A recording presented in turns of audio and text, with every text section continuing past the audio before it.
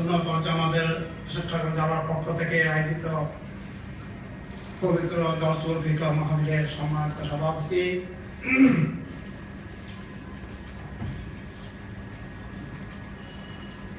বাংলাদেশ আহলে সুন্নাত ওয়াল জামাতের চট্টগ্রাম জেলা কমিটির সভাপতি অ্যাডভোকেট এম আবু নাসের তালুকদার সাহেব, প্রধান অতিথি হিসেবে উপস্থিত আছেন চট্টগ্রাম নেসারিয়া কামিল মাদ্রাসার সম্মানিত অধ্যক্ষ আলহাজ আল্লামা জয়নুল আবেদিন দুবাই সাহেব মাদ্রাজুল আলী, উপস্থিত বিশেষ অতিথিবৃন্দ, উপস্থিত সুধী সমাজ, ইয়াং সমাজ, আসসালামু আলাইকুম ওয়া রাহমাতুল্লাহি ওয়া বারাকাতুহু। আমি দীর্ঘায়িত সম্মান নেব না, যেহেতু আমাদের পূর্ববর্তী অনেক বক্তা এই সম্পর্কে অনেক আলোচনা করেছেন।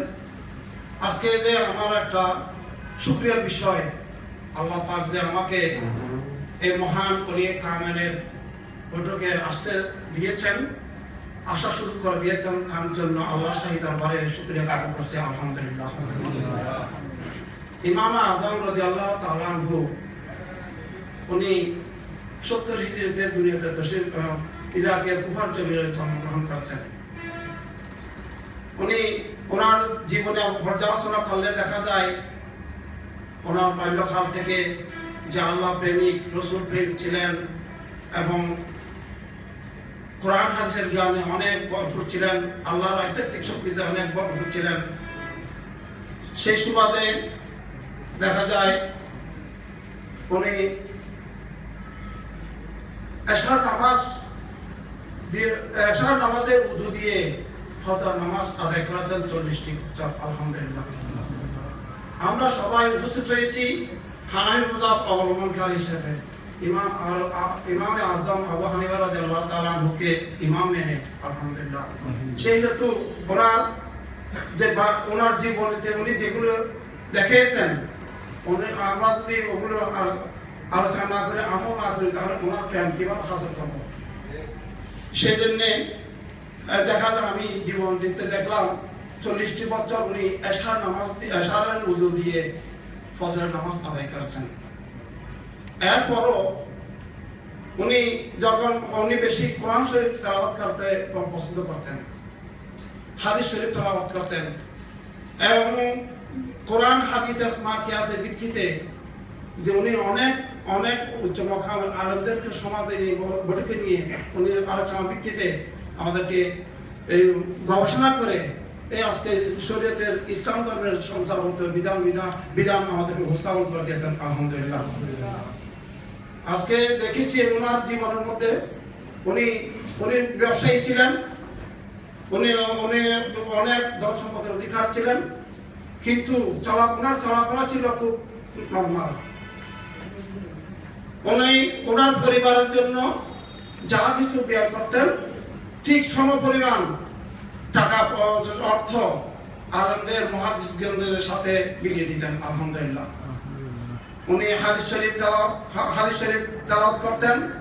হাদিস শরীফ তেলাওয়াতের মধ্যে উনি অন্যরা যদি বাহ্যিক দৃষ্টিতে আলোচনা করতেন, কিন্তু সাইয়েদনা ইমাম আযম আবু হানিফা রাদিয়াল্লাহু তাআলা আনহু যে হাদিস শরীফ পড়তেন, উনি খুব গভীরভাবে পড়তেন। গভীরভাবে পরে ওই হাদিস শরীফ থেকে ইল্লত গ্রহণ করতেন, অর্থাৎ কারণটা উনি নিজে গবেষণা করে বের করতেন।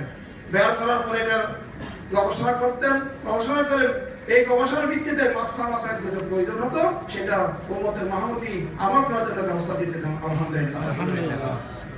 যাক, আজকে এই ওনার যে প্রভাব বার্ষিকী উপলক্ষে যে আমি আসতে পেরেছি এবং ওনার দয়া হয়েছে, তার পবিত্র কদমে শুকরিয়া জ্ঞাপন করলাম।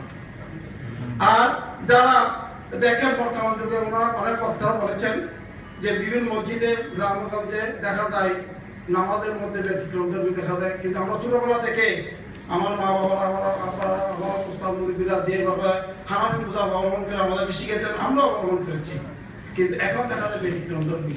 সেই ব্যতিক্রমধর্মীটাকে এটা প্রতিহত করার জন্য আজকে এই দর্শন ভিক্ষা মাহফিল। আজকে আপনারা এই বোর্ড থেকে এই মাহফিল থেকে শিক্ষা নিয়ে নেবেন যেন ইমামে আযম আবু হানিফা রাদিয়াল্লাহু তাআলা আনহুর যে প্রদত্ত একাশাস্ত্র যে নীতি সম্পূর্ণ পুঙ্খানুপুঙ্খ যে আমরা আমল করব ওইটাতে অটুট থাকবো এই সিদ্ধান্ত গ্রহণ করবেন। আর যেগুলি অন্য অন্য অন্য যে প্রথা শুনবেন দেখবেন এগুলোকে প্রতিবাদ করবেন। এইটাই আমাদের সিদ্ধান্ত, এটা আমাদের মূলনীতি। আল্লাহ পাক প্রত্যেককে আমরা তারা তৌফিক দিন। আর যারা মাযহাব অবলম্বন করে পূর্ববর্তী দেখেন যারা মাযহাব অবলম্বন করেছেন তাদের আল্লাহ পাওয়ার জন্য রাসূল পাওয়ার জন্য সহজ হয়েছে। আর যারা মাযহাবী আল্লাহ মাযহাব মানেন না তারা কিন্তু আল্লাহর সান্নিধ্য রাসূলের সান্নিধ্য পেতে পাওয়ার আশা করেন না। এর জন্য যারা লাল মাযহাবী অনুসারী হয়েছে ইদানিং দেখা যাচ্ছে বিভিন্ন জায়গায় জঙ্গির অবস্থা বেশি বেড়ে গেছে। তারা যদি মাযহাবের অবলম্বন করতেন তাহলে কোনোদিন তারা এইভাবে হত্যাকাণ্ড করতে পারতেন না। আজকে মাযহাবী হওয়াতেই আমাদের মাযহাব চার মাযহাবের মধ্যে যে কোনো একটা মাযহাব অবলম্বন করেনি, এই জন্য তারা আজকে সঠিক শুদ্ধ তাদের আত্মা শুদ্ধ হয়নি। সেজন্য তারা আজকে মনে করেন যে কোনো একটা মানুষকে মেরে ফেললে তারা জান্নাত পেয়ে ফেলবে। নাউজুবিল্লাহ। আল্লাহ যে মানুষকে অনর্থক মেরে ফেললে যে মাফ করেন না, ক্ষমা করেন না, এটা যে ওনার বিশ্বাস বুঝতে পারেন না। ওনাদের যে যারা নেতারা আছেন তারা নেতারা যেরকম বলে সেই কথার মতো চলে যায়। যদি নেতারা অনুসারীরা যদি মাযহাব মানতেন তাহলে এই সমস্ত ঘটনা বাংলার জমিনে হতো না। আল্লাহ পাক প্রত্যেককে হেদায়েত নসিব করুন। আমিন। মাযহাব অনুসরণ করা অতি প্রয়োজন, অতি দরকার। আল্লাহ পাক প্রত্যেককে আমল করতেন এবং এই যে প্রতি বছর আল্লাহ পাক এই দর্শন ভিক্ষা মাহফিল জারি রাখুক এবং যারা আয়োজন করতেছেন তাদেরকে আমি সাধুবাদ জানাই। আল্লাহ ওনাদেরকে হায়াত বরকত দান করুক এবং ওনাদের মেধা শক্তিতে আল্লাহ পাক রহমত দান করুক এবং আর এই দর্শন ভিক্ষা মাহফিল সারা বিশ্বের জমিনে সারা বাংলার জমিনে প্রতিটা আলোচনাদের পৌঁছে দেওয়ার জন্য তৌফিক দান করুন। আমিন। আসসালামু আলাইকুম ওয়া রাহমাতুল্লাহি ওয়া বারাকাতুহু।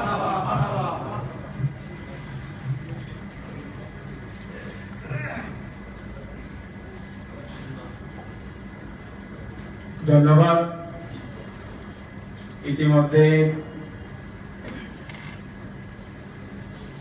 মঞ্চে